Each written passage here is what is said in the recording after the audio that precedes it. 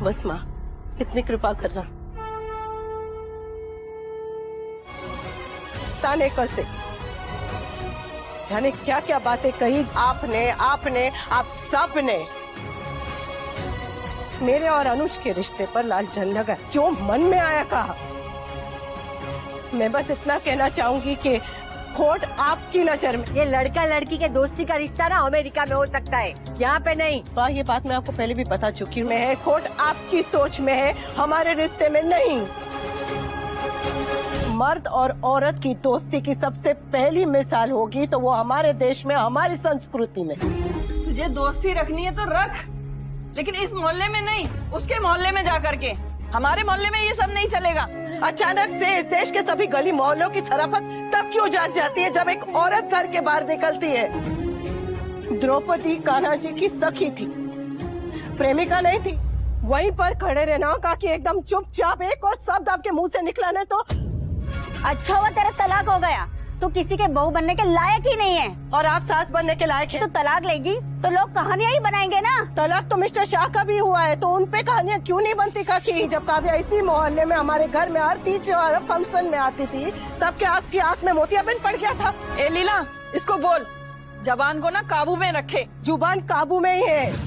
अच्छी तरह से जानती हूँ कि अनुज की नजर और नियत दोनों में कोई खोट नहीं है। जहाँ पर एक औरत को गलती से भी कोई भी मिलने आया तो अचानक से सब झाग जाते हैं, फटाफट से मनोहर कहानियां लिखना शुरू करते हैं। शगुन के नाम पे, मिलने के नाम पे, तीज त्योहार के नाम पे EMI बांध रखी है हमेशा की। वो बहुत बहुत बहुत अच्छे इंसान है। हाँ, दिखता है कितना अच्छा इंसान। मर्द ऐसे स्टेनलेस स्टील के बने कि एक भी दाग उन पर नहीं रह सकता हो।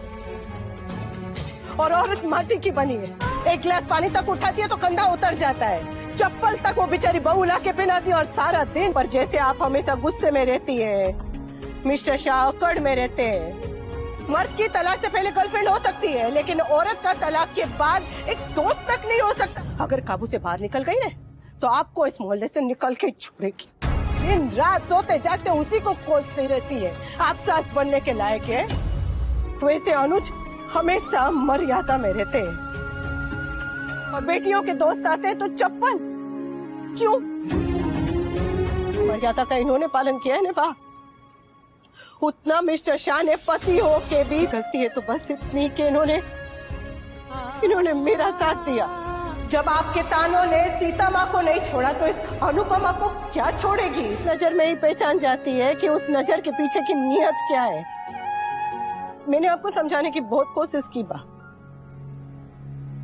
लेकिन अब नहीं करूंगी। लेकिन आज के बाद मैं अनुज के खिलाफ एक शब्द नहीं सुनूंगी। एक औरत होकर आपको दूसरी औरतों में बस बुराइयां नजर आती है। वो कैसा समाज होगा जिसने सीता मैया पे लालछन लगाया?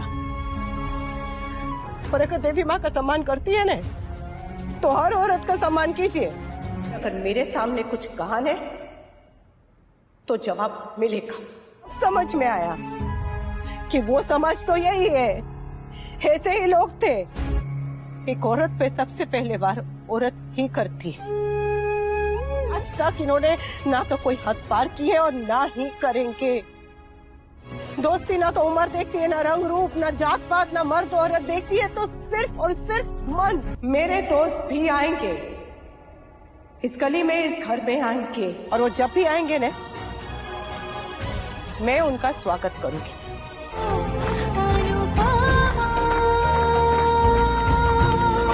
आज हमारी पहली जीत हुई है। एक सेल्फी तो बनती है, कर भी चलेंगे, लेकिन उससे पहले मुझे बहुत जरूरी काम करना है। आप सब भी चलिए।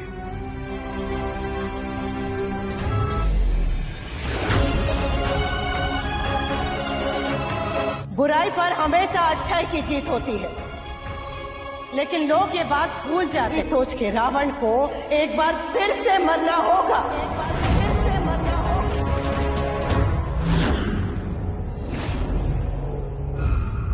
बोलो जय श्री राम।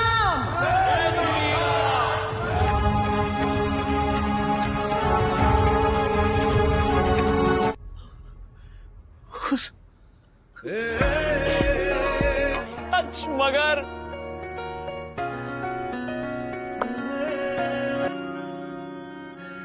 आपसे लड़ी मेरे लिए। अनुपमा के नेक्स्ट एपिसोड में अनुपमा अनुज से पूछती है कि आपने अभी तक शादी क्यों नहीं की, तो अनुज कहता है कि बोल दूं।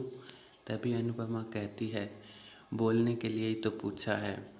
और वहीं दूसरी तरफ घर वाले परेशान हो रहे होते हैं कि इतनी देर हो गई, अनुपमा कहाँ रह गई, अनुपमा का फ़ोन भी नहीं मिल रहा है। तो ये था आज का एपिसोड। उम्मीद है आपको पसंद आया हो, तो सब्सक्राइब कीजिए, लाइक कीजिए। Thank you so much.